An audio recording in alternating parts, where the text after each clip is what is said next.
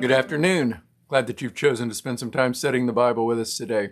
Today we're looking at Mark chapter 6, verses 1 through 6. He went away from there and came to his hometown, and his disciples followed him. And on the Sabbath he began to teach in the synagogue, and many who heard him were astonished, saying, "Where did this man get these things? What is the wisdom given to him? How are such mighty works done by his hands? Is not this the carpenter, the son of Mary, and brother of James and Joseph and Judas and Simon? And are not his sisters here with us?" And they took offense at him. And Jesus said to them, "A prophet is not without honor except in his hometown and among his relatives and in his own household." And he could do no mighty work there except that he laid his hands on a few sick people and healed them. And he marveled because of their unbelief. Jesus just come off this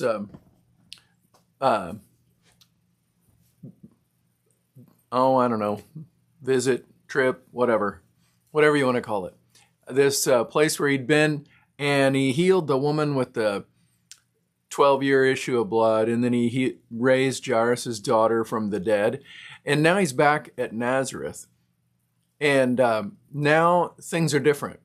He's speaking in the synagogue, and it's interesting to note that when they start commenting on him in the synagogue, now this is where he grew up. He was there for 30 years before, roughly 30 years before he started his public ministry. When he started speaking, notice what they said in verse 2. Many who heard him were astonished, saying, "Where did this man get these things? What is the wisdom given to him? How are such mighty works done by his hands?" So when we read that verse, we have to notice right away, they are not discounting the things he's saying. They admit they are amazing teachings. They're not discounting his wisdom. They just don't know where it came from. He grew up here. We saw him grow up. How did this happen? And they didn't discount the things he had been doing because they talked about the mighty works. They didn't discount any of the things he said. They didn't make a case that he had not been doing miracles. But they were offended at him. They followed that up by saying, "Wait, isn't this the carpenter, the son of Mary, the brother of James, Joseph, Judas, and Simon? His sisters are here." And they took offense at him. See, we have this idea sometimes that we must be convinced. We must be have evidence laid out in front of us, and then we like if the evidence is good enough, we'll be convinced. We sometimes think this about ourselves. We sometimes think this as it pertains to maybe a friend or a loved one that we'd like to influence for the gospel, that, boy, if they could see X, if this thing could happen, then they would believe. And what we're really saying is some event, some circumstance is going to come along, and it's going to be so overwhelming that belief will be the only option, that we'll just be forced to believe. It's so wonderful. Yet Jesus was standing there in the flesh, teaching. They didn't believe him. They admitted he had done these marvelous things. They were offended at him.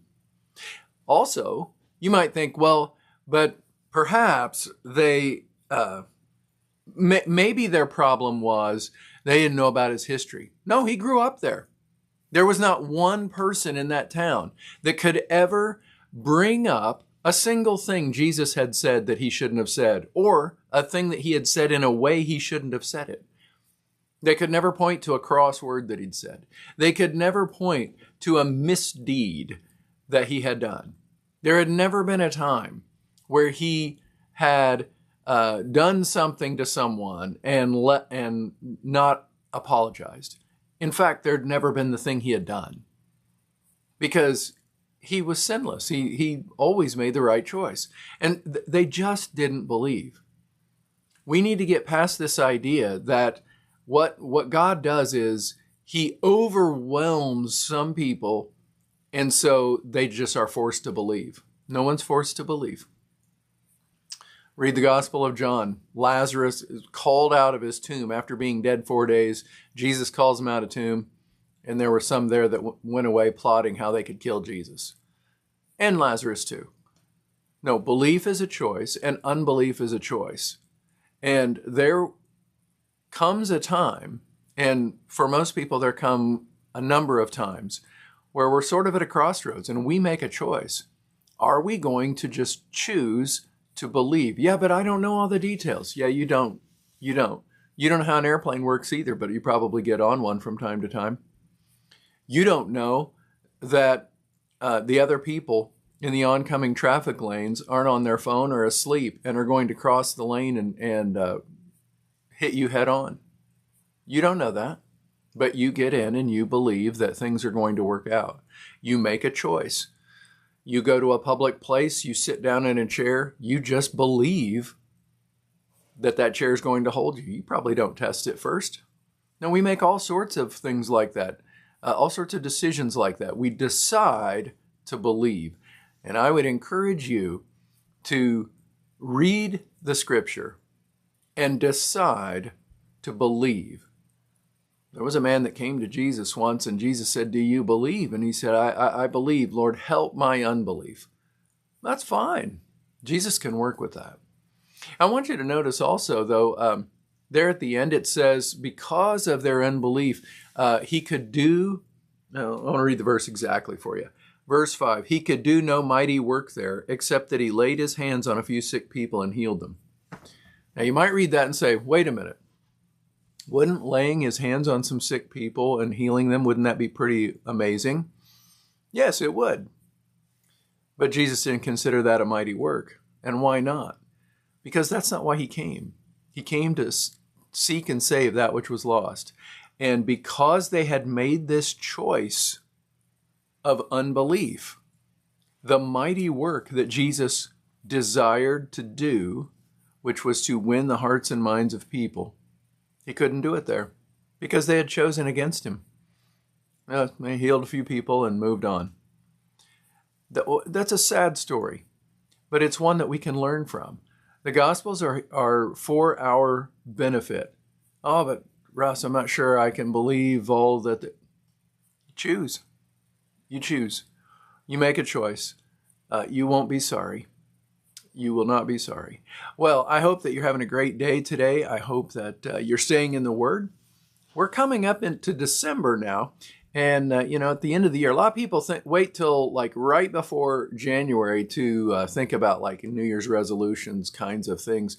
I would encourage you to take some time now, while there really is some time, to kind of investigate it and seek out a Bible reading plan.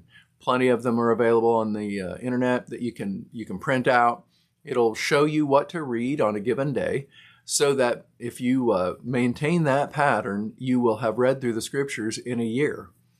And really, it's not so difficult. The Bible is a thick book. If you're not used to reading, it can be daunting because it's thick. And there are parts of it that are more fun to read than others, but you can do it. And one of those checklist kinds of plans would help you. If you have any questions about that, hit me up and I'll point you to some that are good ones. Have a great afternoon. God bless, and I will see you on Saturday.